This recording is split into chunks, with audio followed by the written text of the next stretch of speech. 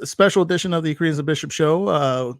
We have Joey Z on tonight from Life of Agony. So we're very much looking forward to that. Mikey, we were talking with Joey a little earlier, just making sure that everything was set up and ready to go, and everyone sounded good. Yeah, everybody was good and crisp. We had a nice conversation because every once in a while, I've done so many interviews now. We've done so many over the years, but when it's something that means a lot to me, it's a little bit unnerving. You're gonna talk to somebody that you kind of idolized and enjoyed, and it's tied in so much with the fabric of your teenage years. The end of my teenage years. I'm not that young, but yeah, it was one of those things. I told my wife before I come out to the studio, I was like, man, I'm a little nervous, and I don't really get nervous, but. Are you saying Joey Z is like the cotton of your life? He is the cotton of my life. Joey but yeah, Z, it's cotton of your life. But with being a big fan of his, and big fan of all of Life of Agony, it's really one of those moments that you kind of hope for. As a young man, I never thought there'd come a day that I'd talk to Joey Z. I mean, come on. Who am I? Nobody. Yeah, well, I'm glad that you finally admitted that. That's why I'm no one. No one. We said, who can we have on? So Mikey finally admits that Mikey is a nobody. And we said Joey Z. So I'm glad that you made it happen. No, we're just picking Mikey. No, you and I, big fan. You introduced me to Life of Agony years and years ago. We've seen him live. I know you've seen him more times than I have. I think I've seen him 3 times before. Mm-hmm. So, I'm looking forward to it too. It's going to be a lot of fun. So without any more hold up, let's get him on. Joey Z, everyone from Life of Agony. Give it up for look at him. Oh my God. Isolation has been terrible for the guy. I mean, look at him. That was so many nice words you said about me. You're really crying behind that. You just wanted to mask the tears of joy you were streaming down your face. I mean, honestly, that was so awesome. That meant a lot. That what you were saying, I was sitting here with a giant smile on my face, and that's really cool, man. I appreciate everything you guys were just saying, and of course, Mikey, what you were just saying is awesome, man. Well, I mean, when I think about Life of Agony, it automatically takes me back to a simpler time, as they would say, and I remember hearing River Runs Red for the first time, and I'm like, wow, I listened to the whole album. Like, this album from top to bottom is great. I mean, where did these guys come from? You guys had been together a good little while before you got your first deal, and got up with Roadrunner. So at what point did you start playing in bands, and then next thing you know, you're bringing in your cousin Keith? I mean, how did that all work out? Oh, wow. It all started when we were really young, believe it or not. Keith at the time, when Mina was Keith, she would sit in front of the piano in my grandmother's house. Our houses were adjoined. I was telling you a little bit about that before we came on. And I had picked up the guitar at age 13, and I was dabbling. I loved all my bands like Iron Maiden and Ozzy and Kiss, and of course got into Metallica like everyone else. And I wanted to learn all those riffs. But anyway, Mina, or Keith at the time, would sit by the piano in my grandmother's house and was learning piano, but was really amazing at the piano. Mm-hmm. And he would sing and hum things, and I always caught like how good and how musical Keith was behind that piano.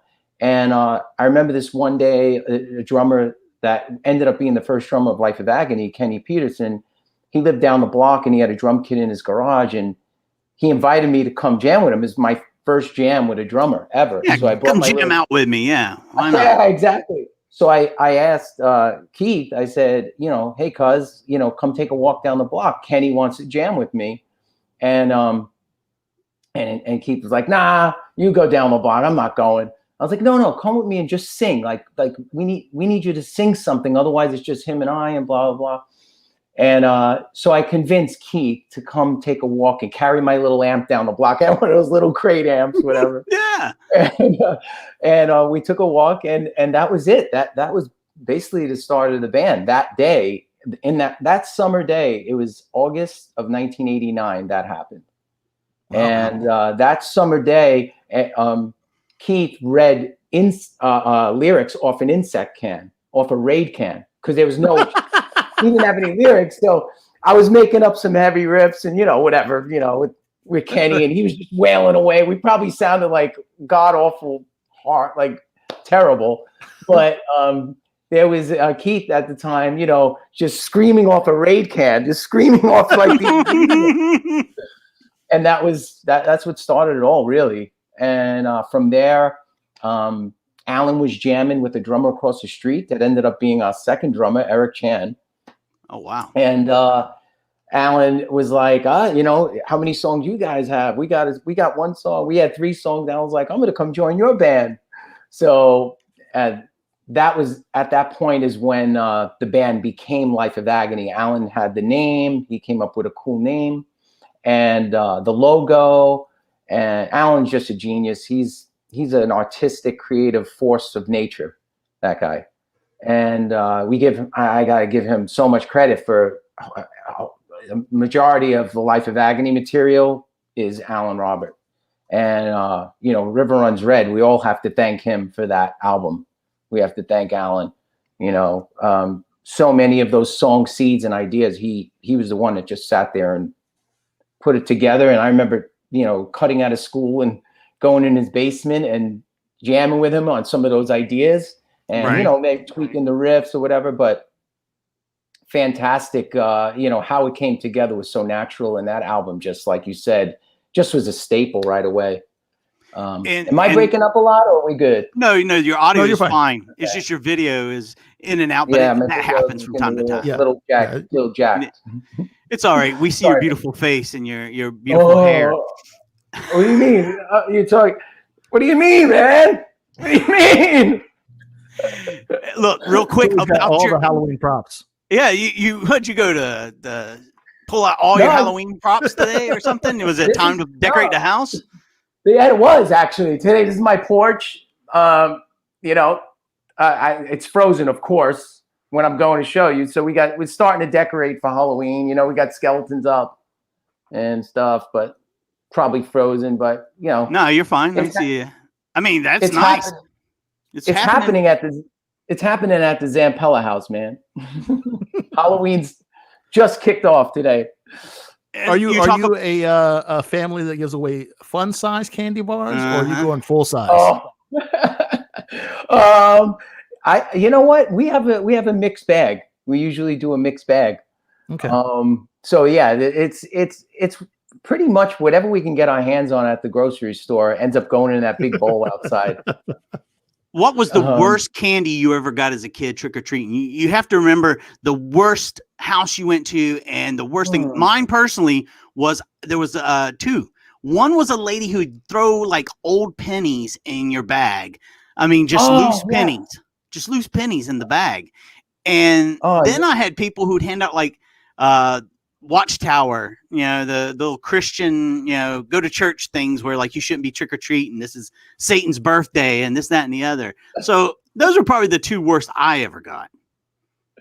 Yeah, I gotta agree with the pennies thing. I used to get pretty bummed out when you get a bunch of old pennies and half of them like green because they were so freaking old and or tarnished or whatever you wanted to call that, oxidized, whatever. That always bummed me out too. I was with you. I didn't want the quarters or the pennies. I wanted candy, man. I wanted a hardcore Halloween. And if I got a Reese's peanut butter cup, I was like, oh yeah. My favorite was the bottle caps. They look like bottle caps, but they were flavored like cola and they cherry and grape. And they only come around during Halloween. You could only get them then. And I was like, those are Willy Wonka, by the way. Right. Those are Willy Wonka, right? Yeah. What about those straws that were just packed with sugar and you just rip the top off and just Pixie sticks? Yeah. Yeah, that's what it was. Those were good too, man. Those were the good old days when you could get fake cigarettes too. Oh yeah, you blew the candy smoke cigarettes. out of them. You walk around with a fake cigarette in your mouth and I'm going down here right now. Me and the guys, we're together. But yeah, I mean, Halloween was a great holiday. I always looked forward to it. It was the best time of the year. I love that kind It's of our stuff. favorite. It's one of our favorites here. Oh, yeah. Of course, you can't beat Christmas and here, but Halloween is definitely a close second. The only reason that Christmas beats it out is, for one, it's not Satan's birthday, but number two is that it's the opposite of Satan's birthday. Is two, you get presents. If you got presents and candy on Halloween, then that would be the top, because you don't dress up on Christmas. No. They're trying to get by with the ugly sweater thing, but that's not going to work. Okay, no. That's fun a little bit, but not like being whatever you want to be. It's funny. You're getting older when when you start appreciating those little candy corns during Halloween. Oh, remember you hated them as a kid? Yeah. They were like these orange, they were like yellow, orange, and white tips. Those little candy. But now at this age, I started eating them. Like, these friggin' things are great. Have you ever had the pumpkins? The pumpkins that are made out of the same stuff, but they're shaped like pumpkins. Those are like. Never had those. Yeah, it's like if you took 3 or 4 of those candy corns and mashed them together as hard as you could, and then ate it. It's like, oh my God, it's an overload of that sort of flavor. It's like all together at the same time. That's delicious. I highly recommend it. I'm bumming over my video. Am I freezing up on you guys a lot? No, you're okay. Like this before. No, of course it wasn't. It's that kind of thing. It's that performance anxiety. Your phone doesn't think it can hold your greatness. It's my laptop here, but it was working so well before. Now during the show, it's giving us a little. I might have to throw it. I might have to crush it when we're done. Yeah, go ahead and just scrap that. Order 2 more tomorrow. Scrap that one. But okay, so let's get back to a little. All right, let's get back to nitty gritty. What people are thinking about, and this is what I'm thinking about. When I first saw the video for this time, I looked and I was like, "Wow, this front man is amazing." Yeah. I said, "But look at the guitar player. He looks like the bastard child of Kurt Hammett and maybe a woman he found on the street. I'm not sure. Yeah. That hair, that curly, tight curl hair, buddy.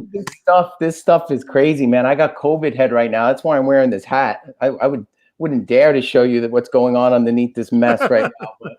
But, yeah, I call it COVID hair. But yeah, I mean, we always had a unique thing going because we were just individuals that were not trying to be anything else but ourselves, obviously influenced by many bands and of course, some great music. And, we were influenced from everything from, Annie Lennox and David Bowie all the way to Metallica and Pantera and Sepultura and, and Iron Maiden, Ozzy, like the Beatles. We had so many influences just swimming around, like so much music and hardcore stuff too. We don't want to leave out the hardcore, right? I mean, right. We had, stuff like Cro-Mags constantly pumping on our radio and, on our boom boxes, and Agnostic Front, Sheer Terror, all those Carnivore. And we'll talk about Carnivore and Pete. Typo Negative, of course. Yeah. I mean, we were in the Black #1 video. I'll never forget that day. We were actually the Clockwork Orange guys that are up in the tree in that video. That's Alan Mina and I. Well, Alan Keith and I at the time. Wow. I did not. Yeah. I heard a rumor, but I had never heard that really confirmed from anything. Yeah. So that was a video. I saw that changed a lot of things for me as well. Cause I was like, wow, this is different too. This is like, and then I found out there was a connection between the two and it blew my mind. Yeah. I was like, wow. I was like, these guys are kind of interconnected in a way. And And we owe a lot of, sorry, Mikey, we owe a lot of our, how would you say, a person that pushed the band, a lot of our success and I would say professional quality about the band at a very young age came from Josh Silver, who is the keyboardist from Typo Negative. He did a lot of our early demos, and he was the producer of River Runs Red. So he was a big influence in our performances and pushing us to get that next level of performance and all that when we were very young. And he was great at it. I mean, Josh was a mastermind behind the console. And we owe a lot to him too for the way that record turned out, quite honestly, way River Runs Red. So there's another tie between Typo Negative and Life of Agony, you know. I'm glad you brought that up. I'm glad you brought that up because I had told you there was a song on that album that I wanted to ask you about, because me and my friends heard it right away when we were, you know, would listen to it all the time as loud as we possibly could in some old shitty car when we're going somewhere. In River Runs Red, towards the end of the solo, it's like right at the end of the solo, there's a click sound. Okay. Is that a fuck up or was that intentional? It might have been a wah-wah pedal. It might have just been my wah-wah pedal clicking off where we left it.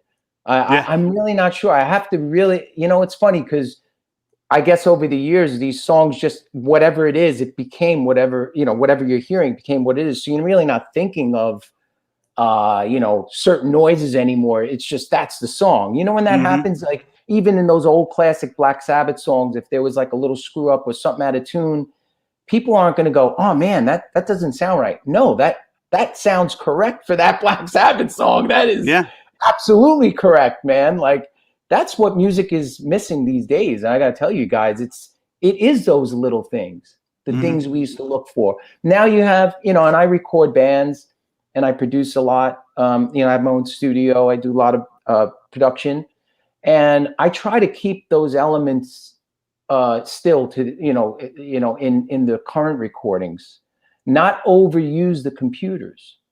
Try to allow things to happen still. Try not to correct everything and make every recording sterile and perfect. And I you know, and we kind of got away from that on Sound of Scars, the new record, because I did a lot of production on the record. I produced the guitars and the bass, and I recorded Mina's vocals and all that. And I did a lot out of my studio on that record. We worked with Sylvia Massey for the drums, you know, with Veronica. And we loved the record because it does have a very natural sound. And that's what we were really happy with. It wasn't overly produced or polished. Kind of like the old days. We kind of wanted to go back to that a little bit. And that was the thing. That click was something that was ingrained in me and my friends' minds, because anytime we were listening to a song, right towards the end, we'd always do the click sound. As we were waiting for the click, and we'd just we'd make a hand gesture. So it was like our inside thing. And I was like, man, I wonder if that was intentional or if that's something that just slips through the cracks in a way. I was like, but you know, we were like, this is, you know, amazing, because that album was so important to me and the people I hung out with. We had to leave work. Go ahead. Oh, no, I'm sorry. I almost wish you could play it for me right now so I can hear that exact sound again. If we wouldn't get demonetized right away, sure. Right. We'd get a copyright strike from Roadrunner within 3 seconds of us playing it. Oh, but yeah, man. I'm going to say it's like a minute 31 in. Okay, I have to listen to it again. And you know what? I will get back to it. I promise. I got to take another listen to that click. Oh, and it's probably my wah pedal, I'm guessing, honestly, because those old wahs, you used to have to click them off. You used to have to like shut them by clicking. I mean, right at the end, you hear that click, just like that. I mean, it's once you hear it, you'll never not hear it again. So it's one of those things. I'm sure I've heard it. I just got to be reminded. Yeah. Now you talk about, you know, that album comes out. Next thing you know, you're touring. I remember the first time I saw you guys. I saw you at the same club that I saw my first ever concert. It was a club called the Mad Monk. It was in Wilmington, North Carolina. And I actually saw you there a couple of times. Mad Monk, man. I remember standing outside. Me and my friend had to get off work early. We had to drive an hour down to Wilmington to get there. We had to, you know, we didn't even shower. We smell from work. We're standing in line with everybody else, and we smell exactly the same as they do. And like I'm looking around. Yeah, I'm looking around, waiting to go in, and my buddy like elbows me. He said, "Hey, dude, there's Keith." I said, "Are you serious?" And I look over, and I was like, "Where?" All I see is a group of girls. And he's like, he's in the middle. And I look, and I was like, this dude with this most powerful voice that's just so inspiring. It's small in stature. And then I said, wow, he's surrounded by women. I was like, this guy is everything I would want to be. He is amazing. We go inside and the show starts, and it's bedlam. I mean, complete bedlam in there. I'm trying to remember what band you guys were with. I want to say it was like Souls at Zero or something. I don't know. I can't remember. Yeah, you're right. You're absolutely right. I think it was Souls at Zero. That And was they another were one. really Oh my God, badass. Souls Another at great. Zero. Oh my Yeah, God, Brad Divins. Yeah, man. Woo! He was friggin' awesome, man. And let me tell you something. That band could play. That band really, really, they were great. They were great players, great energy on stage. They really brought the goods, which I love playing with bands like that. Like, or shall I say because it always brings out the best in you, you know? Whenever you're playing with bands that are really well-oiled machines, it makes you want to try harder and play harder and play tighter, and it's great. It's a great all-around feeling when you're touring with bands that are really good. I always love that. I always love that kind of, I don't want to call it a challenge, but I love that energy. Yeah. You know? And that's one of those bands like, man, they should have been so big. I mean, it's like they had success as Rat Child America. They had success as Souls at Zero, but man, Brad Divins and you got Terry Carter, Jay Abney. I mean, come Terry, on, man. Terry could play David Gilmour stuff like nobody's business. Like he would sit with me on the stage and be like, Joey, check this out. And he would just rip a Pink Floyd, like a solo straight off the wall or straight off of, Dark Side of the Moon. And you just sit there and go, holy shit. It sounds exactly like Terry sounded exactly like David Gilmour. And if he ever watched this, Terry, man, I miss you, brother. He was Jay Abney. Jay Abney. He was the craziest dude I've ever seen. I will never forget, because I saw Souls probably 15 times. I remember a guy running up on stage and tries to grab his guitar. He, without missing a beat, clocks the guy as hard as he can. He had to knock him out. And I'm like, oh, man. He never missed a beat. I was like, that dude is crazy. He just knocked the guy out on stage. Yeah, crazy shit happened back then. You can't do stuff like that now, man. Oh, no, man. You're going to jail instantly. You got lawsuits. You got medical bills. Forget it, man. The old days, the stuff I saw, the stuff that had happened even at our shows, I just like, holy crap. If that stuff happened these days. Yeah, never. My first show I ever went to was Agnostic Front opened up for Suicidal Tendencies. Oh, and that was right when Lights, Camera, Revolution had come out. So that was my first experience. I was like 15 years old, something like that. I wasn't, we got in and the club had a pole in the middle of the pit and they wrapped a big giant like gymnast mat around it. The show hadn't even started yet. And I look over there, I'm like, what's going on over here? Me and my friends are like standing on the edge of the pit. There's a wire above us. We're holding on to it because there's so many people. It's like an ocean. There's a fight breaks out. Before the show even starts, there's a guy busted open. Blood's everywhere. The show starts. Agnostic Front comes out. And the pit goes so insane. You see one guy after another just hitting that pole and bouncing off of and keep on going. That was probably one of the most bloodiest concerts I've ever been to, but it was fantastic. I loved it. It was great. It was great. Alan Mina and I went to one of the bloodiest we went to, the old L'Amour's in Brooklyn. I'm sure everyone's heard of L'Amour. We were young, we were teenagers, and we went to go see Slayer at L'Amour's. Wow. Talk about a bloodbath, dude, because all the hardcore kids were there and all the metal kids. So you had the skinheads, you had the long hair metal kids, and everybody was there to beat the living shit out of each other. And I mean, there just wasn't fists and stuff. I don't know how these people got these weapons inside that club that night. There was billy clubs. There was razor blades. I mean, people were getting slashed. People were getting knocked out with clubs. There was brass knuckles. People getting their teeth knocked out. There was blood. At the end of the night, there was blood everywhere. It was a mess. That place, there was cops and ambulances outside constantly all night. That place, that was the most violent show. Besides a couple of others that that actually had to get stopped because of the violence. There was this one show at Airport Music Hall with Biohazard, and I think it was Sheer Terror, Life of Agony. We were there. We were hanging out, and there was a big riot broke out in the crowd, and to the point where riot police had to come in with gear and basically manhandle the crowd to break up the riot. And that was another violent moment that I was like, you know, there are moments where you see fights and like, oh, this is fucked up. But then there are moments you see fights and you actually get that nervous feeling and you're like, this could go really bad. Right. I gotta get out of Dodge because this is Time gonna to go go. really bad. Yeah. Time And to grab something that you can really like protect yourself with and go. And back out slowly. Yeah. Just keep your back to the wall and slinker out. Yes, slither your way out. Slither your way back out. But I gotta say this, another great memory. The second time I saw you guys, I can't remember who you were playing with, but I went to that show and you guys played some new songs. I'm like, oh my God, you're like, this is going to be our next album. And I was blown away by the stuff.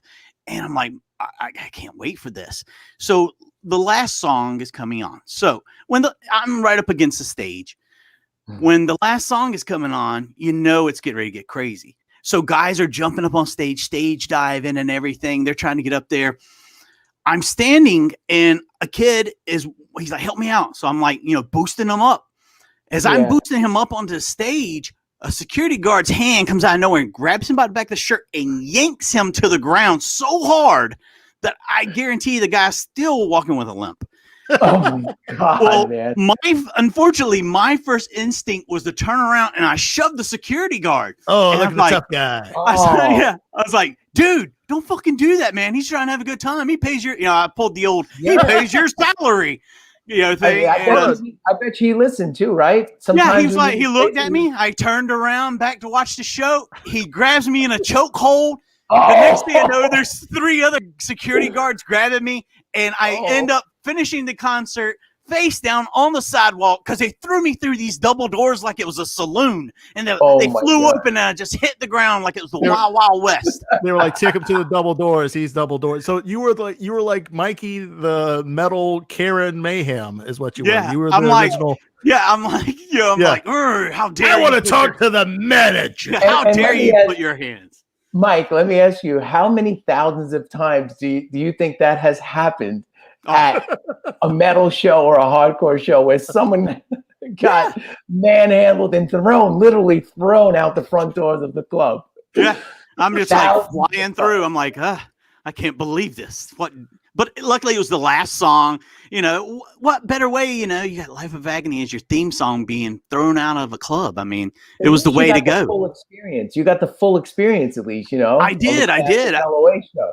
And it's like, well, it's great. But time went on. I was so excited about that music I heard. I had to be, back when you could stand outside of the record store and wait for them to open. The day Ugly went on sale, I'm standing outside. I get it. I started listening to it and I started remembering those songs. I was like, it's hard to beat River Runs Red, but I was like, wow, the guitar sound and like the different stuff they're doing. It was different again. It took a turn, again, like every album seems like it was its own, how would you say, like, I know it's cliche, but every album was just like a phase of your life or a period of time or a moment in time that was different than the last, that was different than the next. So you just felt different. Every album always felt different. Like while you were writing, while you were recording, it was almost like you were doing it for the first time all over again. It's the best way I could describe it because you try so hard, you immerse yourself in that album, in those songs, you immerse yourself in that writing period, or, how would you say, like, you just become that record and is the best way to put it. Like, and some experiences are better than others. Some records you have better experiences recording them, and some records you may want, even from band member to band member, you have different experiences. Right. One person may say, oh my God, that was a great record for me, or that was, I really loved when this, but, and then you have another guy that'll say, oh my God, that was like the worst time of my life. But usually I must say that when it comes to Life of Agony, we all felt the same during the record cycles. Like, it's going well or it's not going so well, or, because listen, Life of Agony is a family, Right. And although we don't want to dig too much in the past with members and stuff, but the truth is you're a family, and sometimes things work out and everyone is on the same page and we all see the same picture. And then there are times where you couldn't be you're so far apart from each other, mentally, physically, everything, and that you cannot even see the same picture or the same goals or have the same focus. So that's what I'm sure every band goes through this stuff, you know, and you go through changes and then member changes and then this and that.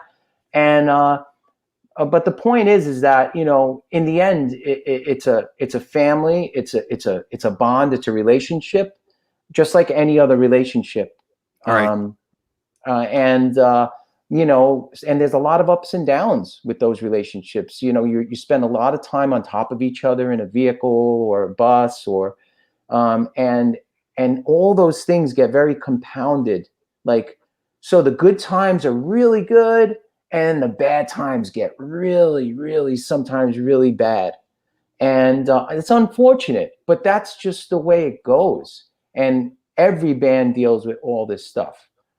And, you know, thankfully for Life of Agony, you know, the core of Life of Agony, you know, we have this bond, you know, Alan, Mina and I, we have this bond, that we have this dream that we don't want to ever let go of, and we won't, just because we wholeheartedly believe in each other and what we do, no matter if Mina's a man or a woman, or if Alan's wants to write hardcore riffs or wants to write punk riffs, or I want to write some metal, whatever we are, we all have, the three of us really have each other's backs, like, and we believe in each other. And I think that's really the root and the core of Life of Agony. Like, the relationship stems from our bond with each other. And then it spreads from there. And then the bond spreads into the fans, and someone like Veronica that comes in and becomes part of this family, and so easily adapts and just really kind of just molded right around us, and is just part of the family instantly. And it's just beautiful. You know, we're having a really good time right now. And unfortunately, this COVID thing is insane. Yeah. We talked about that earlier. And this just pulled the rug from us, you know, this pulled the whole entire rug out of the Life of Agony plans for 2020, which was tour, and more tour, you know, touring. But we're getting those plans back on board for 2021, like I mentioned to you guys. But the fact of the matter is, nobody knows if those plans are going to come to fruition. So we're just, you know, crossing our fingers. We're going to make some plans, you know, have some dates in place, and cross our fingers and hope that we can actually do them, you know. And I'm going to say this. Veronica is definitely my favorite drummer you guys have had. I mean, by far, I feel like she's the best drummer you guys have had. I mean, no disrespect to anyone that's been around before. I gotta say though, you know, I appreciate that, and she's an amazing drummer. But we cannot discredit people like Dan Richardson and Sal Abascato for what they brought to the table. Amazing musicians, amazing drummers, and you know, they're amazing at what they do, at what they did with Life of Agony. And now bringing in Veronica, yes, you're right. The band feels like a very tight, well-oiled machine, tight unit. A lot of intent is the word that comes to mind. Like, there's a lot of intent behind the playing. Like, a lot of precision work is going on, you know. And it's funny, Veronica and I were just talking 2 days ago. She had hurt her foot, so she's been bummed out for the past bunch of weeks. She had rolled her ankle, believe it or not, pretty bad at home. Yeah, pretty bad. And thankfully she only lives now 10 minutes from me here in Long Island. But she had rolled her ankle and she was bumming over it because she wasn't able to play the drums for a number of weeks. And we were going to get together and do a little jamming during COVID, but that kind of put an end to that too because she couldn't play. Right. So thankfully, just a few days ago, Veronica and I had a phone call and she's feeling much better. She's been on the kit And we just made plans for, I think, either Monday or Tuesday. This is Monday, Tuesday coming up here. I'm going to go over a house and bring a little amp, and we're going to start jamming again. And we're going to also jam on some new ideas. I got some new riffs that I was, jamming on here at home. So I told her about that. We're going to jam a little bit on those and, kind of touch base on a lot of the Life of Agony material together, just her and I. So I'm really excited about that. I mean, it's therapeutic for you, isn't it? I mean, to be able to play. I mean, especially in these times right now, you kind of need music really more than ever. I mean, like I told you, I sat back, I listened to everything. I just binged on everything just so I could refresh. I wanted it in my mind again. And I could just sit back and I sat alone and I listened to it. And, the first, record comes out, and it's just so raw and intense and it's just got this, fight to it. And then Ugly came out and it's like, it took me in another direction where, not saying I was sitting around crying or anything, but I was like, man, this is just an emotional journey I'm on. Yeah. I'm like, what is going on here? What's going on? But we were listening to a lot of Stone Temple Pilots. That was one of the things that were going on. And you can kind of hear that a little bit in Soul Searching Sun. Yeah, definitely. Yeah, we're big Stone Temple Pilots fans, especially Mina and I. We're I'm glad you brought that up, because another thing that me and my friends always loved when we went to the shows is to watch Keith dance and move around.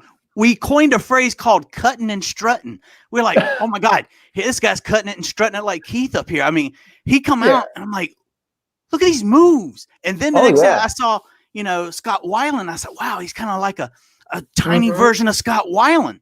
And it was like, it's eerie. And to see that, I still, I'm an old man now and I still say cutting and strutting when I talk to my friends. And that's what I always think about, is just those moves were just like, where did that come from? It's like unexpected. Here we are. Yeah, and here we are wailing on these riffs, Alan and I, whatever. We're you're just going to it. Yeah. Our heads are going to roll off our shoulders. We're banging our heads so hard and jumping around like little maniacs. But there's Mina. I remember. Yeah. Doing this stuff with the arm, and then arm would turn around, and next thing you know, he's spinning around and coming back around. I'm like, this is a hell of a showman. I mean, this is amazing. Yeah, and and it came from a natural place. That's what he at the time was feeling. That's what Keith was feeling at the time. That was the music. That's what the music did to him. It's pretty amazing. All right, so there was always a story basically about how you guys were just hated working on Broken Valley, that it wasn't the best experience. Like you're talking about, you got the good's good and the bad's bad kind of thing. That record, you weren't happy about it. We were in the pressure cooker. Yeah. We were, it was one of those scenarios that, you get signed to a label like Epic Records, like a Sony label, and they have time frames in mind. You see, when you're on independent labels, it's kind of more loose, and they want you to write and they want you to like feel it. But then you get into like that major territory, that Sony Records, and all of a sudden they say, okay, we want a record in 5 weeks, because that's going to fit they'll tell you that's the only way it's going to fit in our schedule to release your record. And I agree with Dominic there. I just saw he wrote in, it's still a great album, and I agree. There are some great songs on there. But we were in the pressure cooker. So what we had to do is, at first we were like, well, shit, we only have this bunch of weeks. So I don't think it was 5 weeks, but it was a limited amount of time. Right. What we ended up doing was we rented a house in Woodstock, New York, to live together, to be able to spend more time together, to get more material together. So having so much pressure, we said, okay, we need to really spend more time together, physical time playing. The only way to do that was to rent a house and live in it. And that experience was kind of cool. That kind of finished that record off in a cool way. But gotta say, having that much pressure, and the label, I remember they were calling the house phone in Woodstock asking us what we did that day. This is your report. This is your mother. What did you do today? Yeah. So you had to report in, like, can we hear something you did today? And being in a process like that, it takes you out of it. Right. You know, you're no longer immersed in it. You're wondering what time they're going to call, who wants to hear something. You're no longer writing for the purpose of, we end up always writing for the purpose for, you know, of us. Right. But when you're getting that pressure and that downward pressure on you to produce something fast, I don't think it's ever good for the outcome. You know, Yeah, it's almost like having a gun to your head, and they're like, "Okay, now, you know, okay, play a song for now me. shit out a bunch of riffs." Yeah. It's hurry like, up. okay, now, yeah, write me the best riff of your life. Okay, you know, shoot me in the face. You know, but you get my point. Like, there's a lot of pressure on that record, so the vibe and the feeling was different again. I think we, you know, I think we did a pretty good job under the circumstances. Looking back on it, like, if you put on that record, yeah, there are some moments in it you're like, maybe, you know, all right, you know, it's one of those. But all in all, looking back on a lot of those songs, there's a lot of meaning behind a lot of those songs, like The Day He Died, which is about my uncle, about me and his dad, finding my uncle on the floor in the hotel, which was room 227, I believe, is the room. In the hotel in Sheepshead Bay, Brooklyn. But, you know, there's a lot of heavy content on that record. A song called Justified. I was just about to bring that up. Justified is my far and away favorite song on the album. Not because all the other songs aren't great, but Justified, as soon as the chorus comes in, it's like it rips you from the inside out. I'm like, I feel like, you know, somebody is just pulling my insides out, but at the same time, they're going to help me. And that's how I feel like it's almost therapeutic to hear that, and just the pain that you get from Mina's voice, the pain that comes across, and it's like unreal. Like, you can't fake that. You know, it's genuine. Yeah. Wicked Ways was another song on that record. There was a lot of good ones. Junk Sick. I really dig that song, man. That was a cool song to record. Like, there was some, and again, going back to that album with the recording process was great, because we got to work with Greg Fiddleman, who just had done Subliminal Verses with Slipknot, which was I would say one of my top 10 records that I've ever heard. I'd say Subliminal Verses, definitely, I have to say top 10 for me. I just love the sound of that record. I love the way it was produced. Greg did an amazing job. But it was great to work with Greg, and Greg really saved that record for us. He really came in. He actually came to Woodstock and finished like the pre-production with us there, and really helped out in a way that, you know, got all the ideas in order with us. Like, got all these, like, kind of wrapped up each song. He kind of got there and was like, okay, let's take one song at a time and let's tweak them and finish them. And we did that, and then we were suddenly really happy with the songs. I guess because someone else stepped in and said, well, what if you twist that and put that verse there and turn that chorus around there? And we were like, oh shit, we didn't think of that. And that Greg Fiddleman ended up, you know, working with Metallica, and he did a few records already with Metallica after us. And it's just, he's a great producer. And I learned a lot from Greg, and I still keep in touch with him occasionally. Like, every once and again, I'll give him a call and pick his brain about something in the production world. Whether it's an amp that we used on our record or whatever. But yeah, Greg, I would have to say, definitely, you know, was a savior when it came to Broken Valley. Yeah. And it seems like, you know, the album is great, but there's always been the stories about how you guys, it just wasn't the best experience. It wasn't one of those things like you'd want, you know what, let's do it again. Why not? It's not one of those things you want to get back into. And that's bad, because you don't want that, especially when what you're giving to other people, they value so much. And then you're like, oh my God, I can't believe we had to go through this.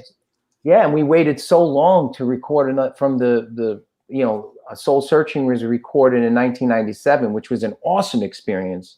Soul Searching Sun. I loved recording that record and that whole experience. Although Mina Keith at the time ended up leaving, you know, after the record was finished, the record itself and the recording process and the momentum behind that record, the momentum of that era of Life of Agony was really special. you know, I understand my cousin was going through a hell of a lot of shit back then, Right. and was figuring herself out and was finding herself, which ended up kind of like putting a gigantic pause on the band, which kind of killed that momentum. But it's all meant to be, like everything else in life, and the universe gives you what you can handle. And that record ended up, you know, doing whatever it could do. And we kept touring with Feel Praying, blah, blah, blah. But the gap between Soul Searching Sun and Broken Valley was so great. It was such a long period of time that I think a lot of people had high expectations, even ourselves, you know, we did too, for Broken Valley. And maybe when that record didn't, the record and the touring cycle, we ended up touring with Mudvayne, which was a terrible idea for Life of Agony, to do a tour with Mudvayne as our first tour back, Right. On that record. Oh my God. What a bad experience that was. Well, the guys in Mudvayne are great, Right. but talk about two completely different crowds that didn't mesh well together. You know, you had the Mudvayne crowd with the makeup and the young kids with, you know, they didn't even know who Life of Agony was. We were like the old folks on that tour. Yeah. And Mudvayne were young guys. Yeah, and they were coming out. They were coming out, sucking on a motherfucking tailpipe. You know, they were like throwing this crazy heavy shit I love. You know, I'm a heavy fan. And we're all like, and then Life of Agony, yeah, you know. But again, like it was just a mismatch, and that kind of killed momentum on Broken Valley too. So, you know, it was a very hard period for the band. That was a very tough experience for us. That whole Broken Valley, Epic, Sony, touring with the wrong band. It was just a bad mix of things that happened. I remember when it came out, because that's when Creedence and Bishop show was still terrestrial radio. I had my metal show on Friday nights, and I remember being so excited to get it and listen to it. And I played it, you know, all the time on the show, but it was, you know, as far as like speed, not like you would. I was expecting it to. It's like, man, why isn't it this getting the traction that you expect? Yeah. And why is it not, you know, there? Why is it not, you know, it had that Stone Temple Pilots sound a little bit here and there, but at that time that sound was, you know, it was, you know, making money. I was like, this, why isn't this, you know, getting over more? And then I heard some rumblings about the label and the, you know, pulling, you know, the record after 3 months and things like that. Yes. And the huge lawsuit. We suffered all kinds of crap like that. You know, there was a digital coding that was encoded on our CDs. For piracy, that prevented people from putting our music in their computer. So once that started happening, people were returning the record like at a rapid pace because they wanted to put it. This is a whole thing. Yeah. And then and it happened to other artists. Some bigger artists had the piracy on their CDs as well that Sony put it on. And they had lawsuits against the label, and they ended up pulling all our records off the shelves. I mean, how could you do well at all if the label puts out your record and then pulls everything off the shelves? Sure, I mean, you're done. And then you go get thrown out on tour with Mudvayne with these maniacs freaking tearing up, you know, stages every night, you know, playing music at like tuned down to like freaking Z. And, you know, it was, wow. It was a bad time. I mean, you think about those mismatches like that. I always tell people about the time I went and seen Typo Negative, and it was in a huge outdoor venue, which was very different from I'd ever seen them in. And they were opening for Queensryche. Yeah, me and you went to that. Yeah. And I'm like the only person standing up in broad daylight while they're on stage. The sun is out. You know, it's like everyone else is they're waiting for Operation Mindcrime to kick in. They're all sitting there. And I'm like looking around, and it's just me and Bishop. That was it. Yeah. It's very hard because you go up there with every bit of your heart on your sleeve, and every night.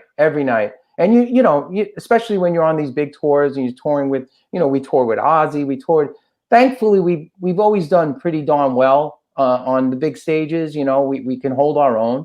You know, we do have a heaviness about us, and we do cater the set towards the tour or show we're playing.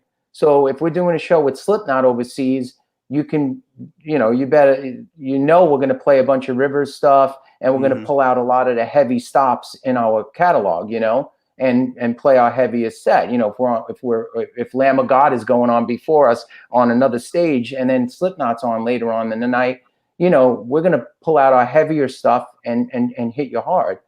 But then, here we did shows with David Bowie and, show in Germany. And then, you catered a set to that too, which was good about Life of Agony, because we were able to always kind of mold the set to the show or tour we were doing, You basically know your crowd, you know who you're playing to, and you play to that crowd. And the headliners crowd, if we weren't the ones headlining, of course, like I said, when you're touring, when we did some shows with Faith No More in Europe, and when you're on a show like that, you can kind of play a mixture of your stuff. You could kind of play some heavy stuff and some of your groovy, melodic side of LOA, you're like, or the hard hitting, because, Faith No More has that kind of stuff going on too. They'll hit you a little hard, and then, so it always depended on who we were playing with, or even some of the bands that would play before us. It mattered, like kind of like, hey, like Doyle came out on tour with us, right? Doyle from the Misfits. Right. That was kind of one of the last tours. By the way, I enjoyed all the Hey Doyle jokes. Oh, Veronica knocked that stuff out of the park. How funny was that? Those were fantastic. People want us to go back on tour just so we can get Hey Doyle back. Yeah. Get with Doyle. They want us to tour with Doyle because they missed their Hey Doyles, which is fantastic. Yeah. I think there's a merchandise idea there for Veronica and Doyle that they have to explore there, but I'm sure that's down the road. Got to work on that. Huh? Yeah. Make a couple bucks, but even like that, like a Doyle tour, like we're having Doyle open this show for us. We wanted to do some cool, more, how would you say, faster songs, like punkier Life of Agony songs. So we would cater the set, and we try to throw songs like that in. We try to make it like kind of mold the night where it makes sense. I think that's what we've always done a lot, and I think it worked for us. I really do. Besides the Mudvayne tour, which was a complete train wreck for us, other than that, we've always done pretty well and held our own with the crowds, with the big stages and stuff. Now, you guys tour extensively overseas, a whole lot. Yeah. And then when you're here in the States, you play a little more up north, that kind of thing. You don't really come down to, where we're at, our neck of the woods, as they say. So we're trying to change that. Yeah, that would be great. That'd be really, because there's a lot of venues down here that I think would do well. You can come play at my house if you want to. You know what? I got a big side yard. I'll tell you what, we may have to with what's going on. I think $2 yeah. We're going to take you up on that. You better be careful what you say. No, I mean, the truth is, like, in the past few years, we made a conscious decision, like, as a band, that we need to play more in the States and rebuild our fan base here in the States. And that was one thing that was happening before COVID hit, and we were pulled, like our touring was pulled. The tour, I have to say, this very porch that I'm on right here, I had my equipment on March 12th. We would leave in the morning of March 13th. On March 12th, I had my suitcase, my equipment, meaning my guitars, my amps, my heads. I had my guitar tech come into the house to help me out with the equipment into the truck and all that. I had everything on the porch. So I wake up the morning of March 13th, and my tech was supposed to be here something like 11 a.m., 10:30. At 9 a.m., now we're leaving for an American tour. I'm going to be gone a month. I'm saying goodbye to my daughters inside. That's hard to begin with. My wife, my daughters. And at 9 o'clock in the morning, I mean, I'm literally packed here. I'm literally out the door. 9 a.m., I get an email. The tour's been canceled because of Corona. Right. What? The whole tour's been canceled. The whole thing. Right. Every show has been pulled, Live Nation, every show. And then I'm like, it's almost like it's like you went into a dream state. I didn't even believe it, because I was in tour mode. I'm ready to tear up stages in every city. Like we were rehearsing, and you got to remember, there's a lot of preparation that goes into this. Right. You know, still to this day, we go to rehearsal studio, we put sets together, we try different things, we try segments of the set that we're going to segue into something, and we do all this stuff. We create a performance that we're all excited about, happy about, a set list that is exciting, and we do all this work before we leave, and we prepare on our own. Don't forget, like, you know, you're playing around the clock, your hands, you know, your fingertips are shredded, you know, you're ready to go. So then that whole thing just gets ripped out from under you, all within a minute. From 9 a.m. to 9:02, I wasn't going on tour anymore. Who in the band did you call first? Like, I would think like you would do, like, did you see the email, you know? We all got it. I believe I spoke to Alan right away. Alan and I do a lot of the managing for the band. Like we share the responsibility along with our agent, Dan DeVita. We do a lot of the day-to-day stuff for the band, you know, like just getting things together, you know, whatever it takes to keep this machine going. But I believe I spoke to Alan and I had Dan on the phone, our agent, and I was in disbelief. I think out of everyone, I was the most emotional about it. I think I was, of course, angry. That showed in my tone of voice when I called him, like, what the fuck is going on? Like, we're out of here. I was like, I don't give a fuck. We're going on tour. And like, you know, I was in that mode. Like, are you kidding me? You know, but it was real. It was real. The tours were done, and we you know, obviously never played again after that. We had tours booked in Europe. We had a tour booked with Doyle again in Australia. We had another tour that was happening in, you know, that would have been this October right now in Europe with Dog Eat Dog opening with Life of Agony. And that we're trying to push to next year, by the way, because it's such a cool idea to bring, because Dog Eat Dog is playing again. So we had such cool stuff happening. And then boom, you know, like everyone else, listen, we're all in it together. You know, it's the truth. I mean, everyone's dealing with the same thing. So who am I to complain? But it was very challenging. It's been challenging here. You know, you got to remember, this is what we do for a living. Life of Agony is, you know, I do have a studio. I do record bands. It's great. I love it. I love when I'm in the studio, when I'm not touring. So luckily I've been doing a lot of recording. I'm recording a band called Kill Code from Long Island. Very good band in New York. Doing their next record. We're working on it right now. And I also got hired by a company called Dark Moon Entertainment, which I'm doing sound for TV and film, which is brand new for me.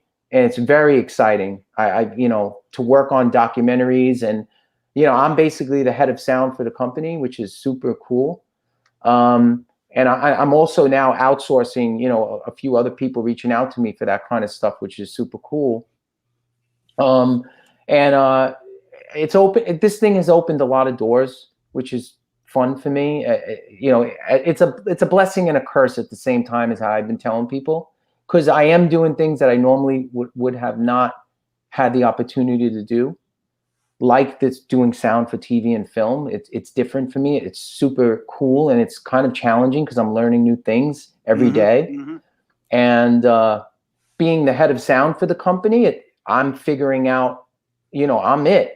So, you know, I'm on set. I'm here at my studio, you know, doing post-production for the shows or for the film or whatever it is. So it's a lot of cool stuff. Yeah, it's been a blessing and a curse. I mean, I've been getting to spend a lot more time with my daughters, as you can all imagine out there. You know, I do a lot of touring, and I have a 14 and 12-year-old inside that are doing remote school learning right now, and craziness with the schools. And but I'm getting to spend so much time with my family, and we go for bike rides and on beautiful days, and we've gone to the beach countless times, and just doing things that I don't normally get to do on an everyday basis with them. And it's been really, really special to me. I'll never forget this time. None of us will, but speaking only for myself, you know, I can only speak to myself. This has been a total blessing and a curse when you know, at the same time. That's the only way I could put it. And it's one of those things where we all make the best of it, and you basically come together in some way. You find a way in some way that you're able to look back and try and figure out something to give you some normalcy. And for you to be able to do that, I mean, that's great. I mean, that's good to know, because there's a lot of touring bands that aren't touring. They don't get to get out, and these are people who need the work. They need to be out there. They need to, for more reasons than one, they need to be out there. And I think until next year, nobody's going to get to do that, and that's tough. That's tough on everybody. And you got to stick it out.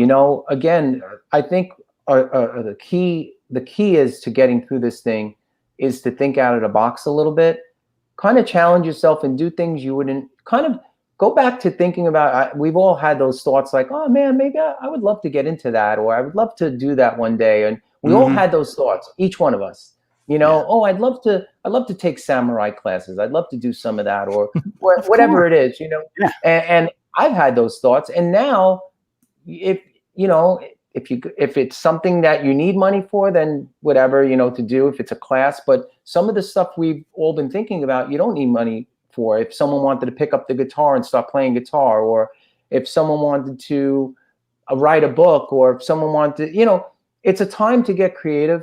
It's a time to think out of the box a little bit. Hey, learn how to cook, or, this is a perfect time to grow some vegetables or stuff, and grow yourself a little garden in the yard, and maybe learn how to cook, or do, I think this is the time where we all need to kind of just live out some of those things that we, kind of put on the back burner, and, I don't know if you guys have done anything like that. Yeah. I see Tom there. Tom said, I just got back into BMX riding. I hear you. I used to ride BMX too. My friend Mitch Pixon was just asking me if I would be into getting back on the vert and going to the Rampart. I'm kind of afraid to break something. That's the last thing you need to do. Yeah. I'm a little afraid, after Veronica rolled her ankle, I'm afraid to break a bone or something on a vert ramp or whatever. But I'd love to get back into that stuff too, to be honest with you. But and it's one of those things this whole virus thing pushed back together the guys in our show, because we had kind of parted ways for a while. We were done with the whole terrestrial radio thing, and things had changed. We're like, well, let's give this whole podcasting thing. The technology's there now where we can do video and everything else. And when we jumped back into it, it's like we'd never left it. So it's one of those things, good things do come out of bad circumstances. Yeah. I want to talk to you. I know our time is winding down with you, but cool, I want to talk about Peter. I mean, you were able, you played with him in Carnivore. You were together on the bus. Yeah. So, I mean, this is a larger than life guy too, because I remember the first time I saw them, they had Stuck Mojo opening for them in Wilmington, but at a different club. And I'm in line like everybody else, and Pete comes walking out and just walks up beside us. And I look over and I'm like, holy shit, this is a massive individual. I'm all of 5'8" on a good day. So I'm standing next to him. He looks around. He's like, how's everybody doing? Yeah. No one says a word. No one. Everybody just stares at him and doesn't say anything. I'm like, pretty good. And he's like, he had that presence. He pats me on the shoulder and walks on in. I'm like, I can't believe I'm out here with all these people and no one said a word to him. A word. And that's what I love. That's what I've always loved about Peter, was he was just the most genuine, appreciative, normal guy you could ever meet. People didn't realize that about Peter. Let me tell you something. He was nice to every person that came across him. Living on the road with him, I got to do Carnivore. He asked me to be in the reincarnation of Carnivore, which was like, oh my God, it was like a gift from God for me. I grew up, I listened to Carnivore. I loved the music. I knew every song by heart, every lyric. To get to perform those songs on big stages in Germany, and we did Wacken Festival, and There's videos online. You can go on YouTube there and check out Carnivore, the reincarnation of it. And it was a special time, man. Getting to play with Peter and his genius and his creativity and his power. Yeah. His power, his sound behind you, his amps behind me. It was consuming. It was like the state, you just became like, you became one with his sound. Like Carnivore is just this growling bass coming out of Peter's amp, Peter's cabinets, and the guitar is just kind of hugging that a little bit. But I mean, it was just like a force to be reckoned with, is the way I always put it. Playing with that guy was just, it expanded my knowledge, expanded my beliefs on what I can do, because he was a very supportive type person. He wasn't condescending at all. He wouldn't, if you didn't get something, he would help you understand what he was getting at. And then you got it. And then you're like, well, I just learned something today. This guy, and that happened day after day. This guy, he just picked you up. Peter would pick you up. You play with him and he'd want to see you do, he wanted you to be the best you could be. And he helped you get there. There's a lot of bands and band members that will do the opposite to you. Yeah. They will beat you down until your confidence is gone, whether you're a good player or not, right, whether you're a badass or not. If you play with the wrong person and they have an ego trip, they will beat you down until you start questioning your own self. Peter was the opposite of that. Peter wanted to lift you up. And that was the magical thing about playing with him. He always walked in a room and lit up the room too, like you said, like the story you had. Do you think he was really misunderstood by a lot of people, that they kind of made their own assumptions and built their own imagination around who he was and what he was, and that kind of like alienated him in a way? People. Yeah. Scared people. Yeah, he was much different in person. Like a lot of people, you read his lyrics, okay, starting with Carnivore, and Typo and all that, and you can easily paint your own picture of, wow, this guy, what's going on inside that head. Right. The thing about Peter was, this was just his imagination. Those songs and those lyrics is just it's just an imaginative part of his brain that everyone got to see, like that everyone got to feel. And I could see how easy it would be for someone to mistake him for some of those things in those songs, for some of these creatures or these monsters in these songs. But that's not what he was. He looked like a monster. Yeah, he was very intimidating, big individual, like you said. Standing next to him, you're always looking up. And he had those freaking fangs in his mouth that he had put in or whatever. He had fangs and black hair and these green beady eyes that scared the shit out of you when he looked right into your eyes, But at the same time, he was the most kind soul. He would always call me his little angel. He'd put his arm around me. He'd go, I remember we were on tour in Germany. He was having a rough time. Peter had rough times with alcohol and substances and stuff. And I remember he had a bad night, and the next morning we had a talk, him and I alone. He always confided in me. He told me things that I can't repeat. I wouldn't tell other people, I'm sorry. But he told me a lot of his inner thoughts and his deeper feelings about family, about life. And he broke down a few times to me between us. And, seeing a big man like that, like talk to you, like he needed people to talk to, not too many people were even brave enough to listen, to sit alone and have to hear it. But, there's a friend from the neighborhood that ended up being in a band together, and that we were on the road alone, and got to have these conversations. And those conversations I'll never forget. His dreams, his desires, to have a family and to have children one day and all this stuff. He had a strong desire for that stuff. I don't know if anyone realizes that.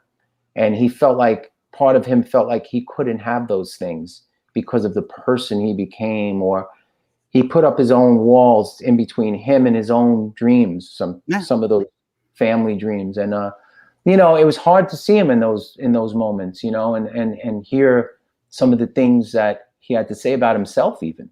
you know. Yeah. And that's what a lot of people need sometimes. They just need somebody to talk to. Yeah, man. You sit down. If somebody has something they need to get off their chest, you got to listen to them, because you never know what someone else is going through, no matter how famous they are, no matter how rich they are, you think what kind of life they have. Man. You know, those kinds of things affects everybody. So everybody needs to, you know, watch out for each other just a little bit more. And I think things would be way better.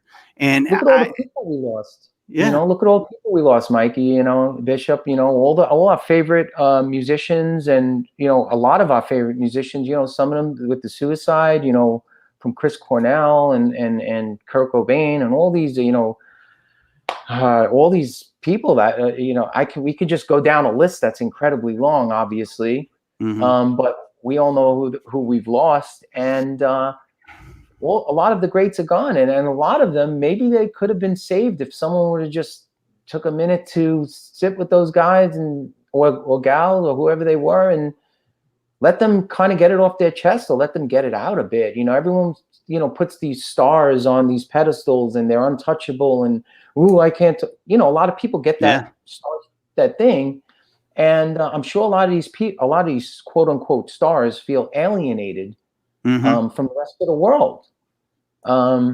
So yeah, you're right, man. All it takes, like, maybe built them their own prison. They built it brick by brick, and they put themselves in their own prison, and then they can't get out. And before you know it, it's too late. And that it doesn't need to be that way. It really don't. Exactly, man.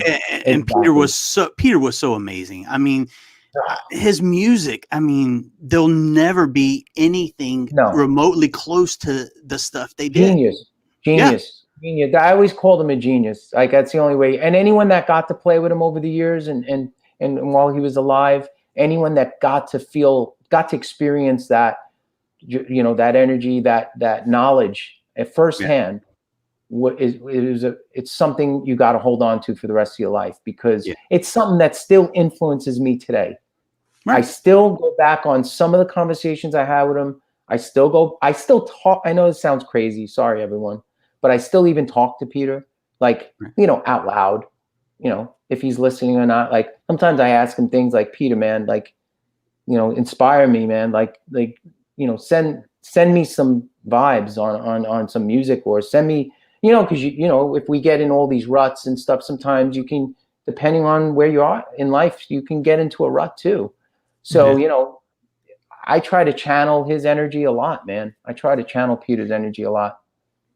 And we had Johnny Kelly on, and he echoed all these same things that you're saying. So, I mean, it's not like, you know, you're blowing smoke up our ass. I mean, there's a lot of people that are telling us the exact same things, and it's our loss. It really, really is our loss to not have him here. All right. Yeah. On a happier note, what's your favorite moment you spent with Peter? Or like the one thing that, like, either he cracked you up, or you couldn't believe he had said or done something?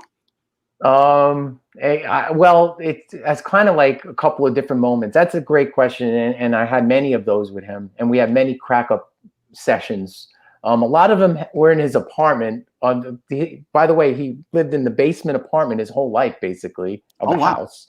And yeah, no one knows this, but there were like pipes running through his ceiling, and there was these cats that would walk around, and he'd, like, in such a loving way. And it just always cracked me up what he would do to his cats. He had these cats all over his apartment, and he'd pick one up. And what was that cat's name? I wish I could remember right now. Oh my God, it's killing me. But he would take the cat's head, and he'd hold it in his hand, and he'd be like, I just want your skull. I just love this little skull. And he would start kissing the cat's skull.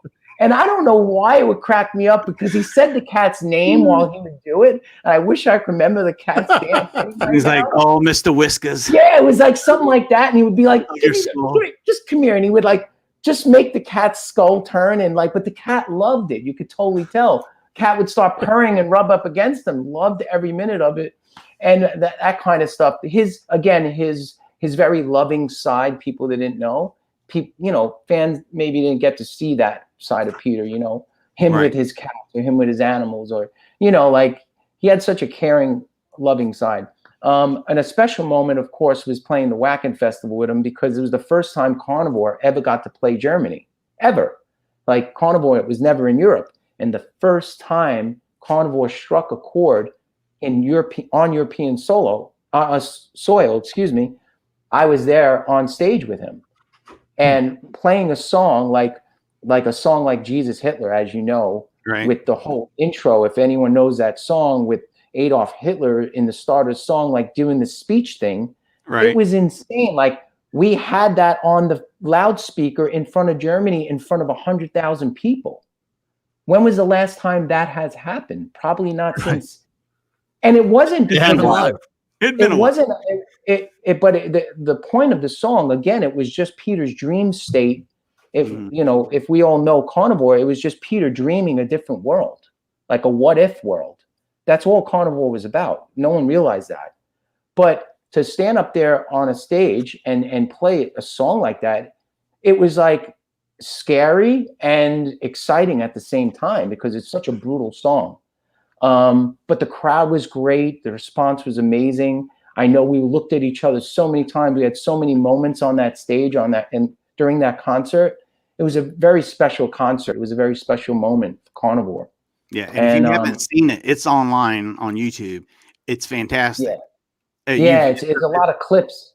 Yeah, you got to watch the different parts, because I mean, most of it's professionally done too. It looks good. Yeah. The stuff I've seen. So I mean, it really justifies it, and you really should check that out, because that people don't really.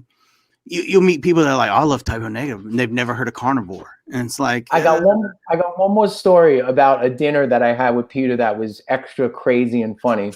He had come to we met at this place in Brooklyn called Sahara, and it was his favorite spot, by the way. So if you ever want to know Peter's favorite restaurant, everyone, it was called Sahara in Brooklyn. It was on Coney Island Avenue and Avenue T. I think it has just closed a few years ago, by the way.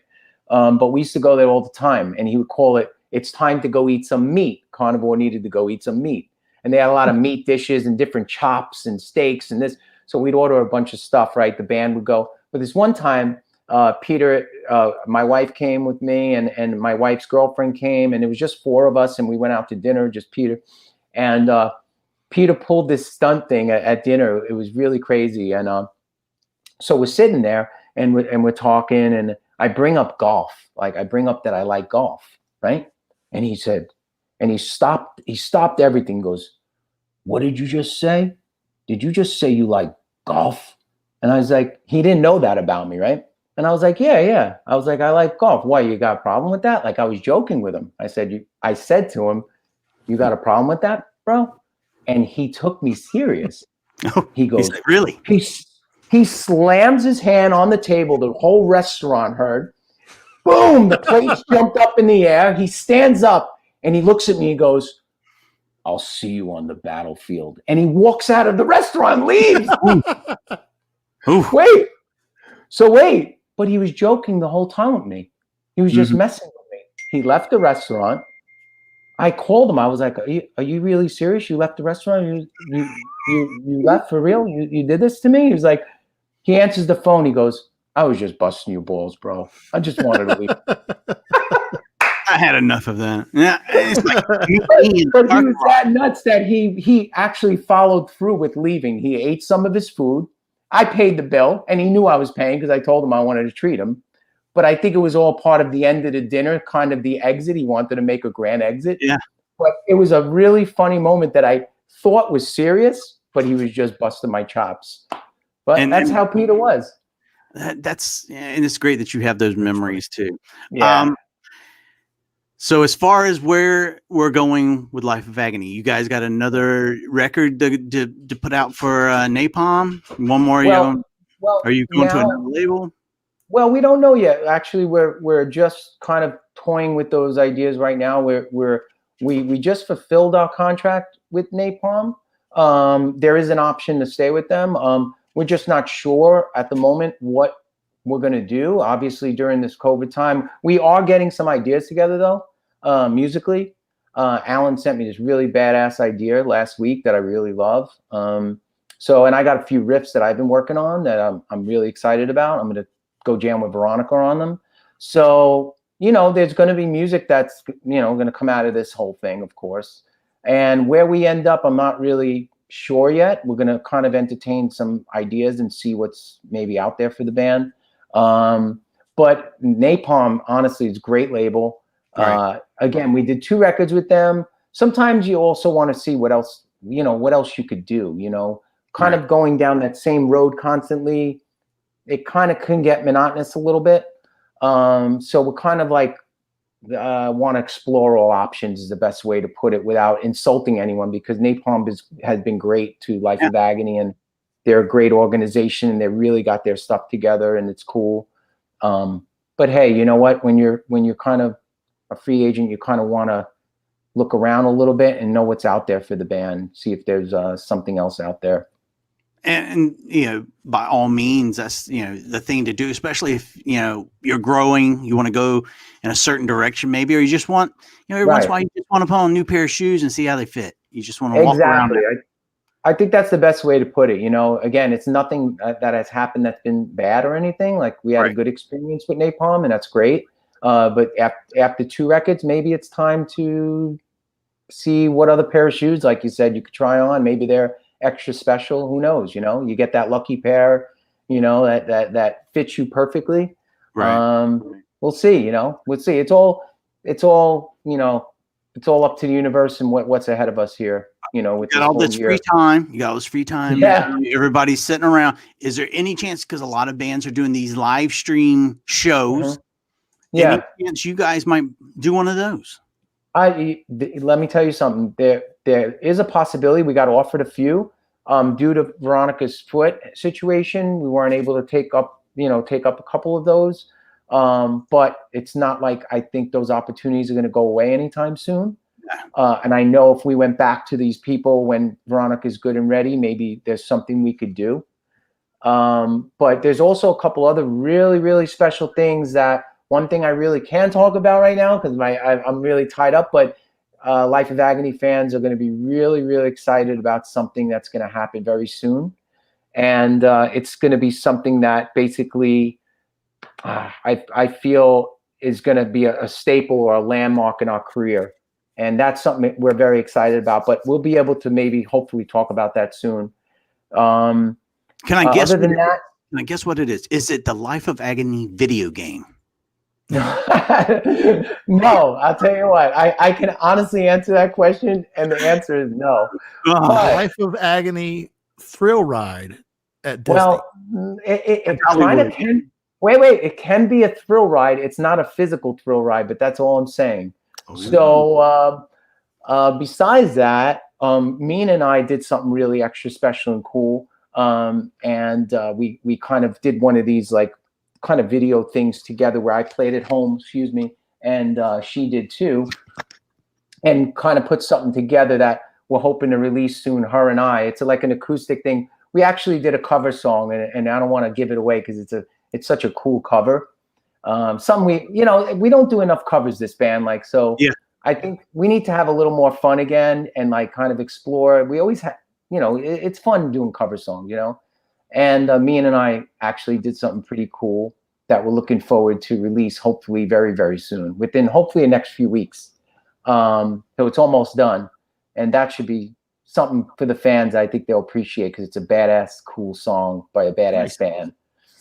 Well, something that I appreciate is you taking out the time. We've basically been hanging out for almost an hour and a half here with these guys, but we were hanging out for like a half hour before then. Right.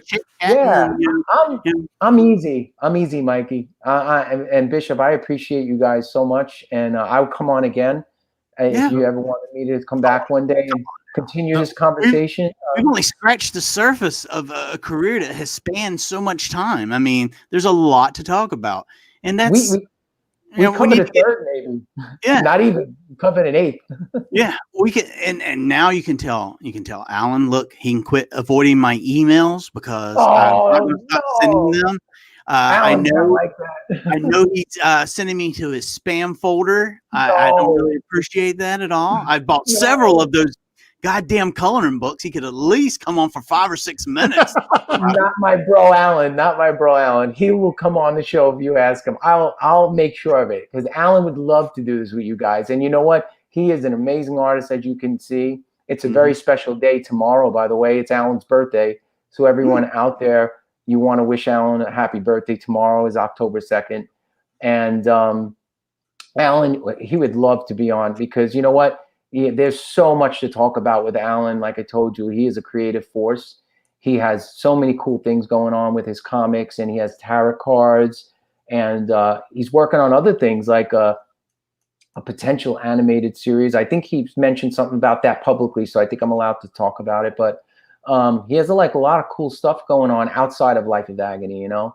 And yeah, man, having Alan on here would be fantastic. And if we can get my cousin, if we can get Mina to come on. Look, we had this chat. I don't know. I might need you in my corner to help me out, because that's a complex person who I don't feel like if I'm on the same level. You can do it.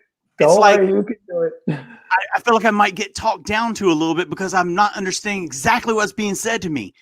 Well, she's a sweetheart. She's a sweetheart, and I'm telling you, you know, she may joke with you a bit and kind of get you a little flustered and get you a little like, oh boy, you know, whatever. Like, you know, if you don't know it so well, she might, you know, she might be able to get under there a little bit. But you would have a great time with Mina as well. She's a doll. She's, you know, my cousin's just a unique, again, another creative force of nature. I'm blessed. I got to say, I'm blessed to have Alan and Mina, and I'm blessed to have Veronica. Veronica is a talented, unbelievable person. I love her so much. And she's been so great for the band. Her head, what she brings to the table, her energy, her vibe, her chops, her skills. She's the complete package. She's another one. So talented. If you ever watch her Instagram and some of the things she does just off the cuff, just messing with bottles and sinks, and she can make music out of anything. She can make music out of my hat and this wall somehow. Like, she's incredible. I'm just very blessed. I'm blessed to have the three of them in my life, and I'm very humble to the whole experience. Really, I am. That's just who I am. I mean, you've done messed up now. You said you would come back on again. So now you're going to get those Mikey emails that you've been getting where you're like, I'm ready, bro. Who is this guy? And now that you told me you love my King Hodder interview, you got to go watch the Mosley one now. Yes, I'm going to. And does anyone know, you know, did anyone go check out that Kane Hodder interview these guys did? Check it out on YouTube. I just watched it today. If you go to our channel, we're not, you know, we're not dancing monkeys or anything. We actually do stuff. We do take our time and try and put out quality over quantity. So we got our hands in everything. We're like you, and you're working, you know, Alan doing his comic books. We try to do a little bit of everything, and everyone can subscribe. We're going to be doing more stuff like this. I still got to get Kenny on. He would get Kenny on, and that would be a lot of fun. So, you know, I'm living the dream, having people on that I admire and respect, you know, a lot. And now me and you are going to be Christmas card buddies. I'm going to send you a Christmas card. You're going to send me a Christmas card. We send Christmas cards out. So don't be surprised if you do get a Zampeller Christmas card. Oh, I better. Don't be surprised. On this show. Come on. I'm doing you a favor here, Joey. Yeah, man. That was so much fun. I really appreciate you guys. And I got to ask one question. Could I ask a question? Yeah.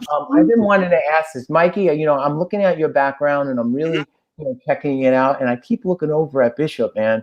And I'm like, what is going on behind Bishop? Could you give us a little walk through Bishop before we leave all these kind people that hung out with us? I'll back up here. Well, yeah. What's happening over there, buddy? Well, okay. Well, this is a deli, and I've frozen them all in time. I told them all. I said, "Listen, we're doing an interview with Joey Z. You guys stay very still.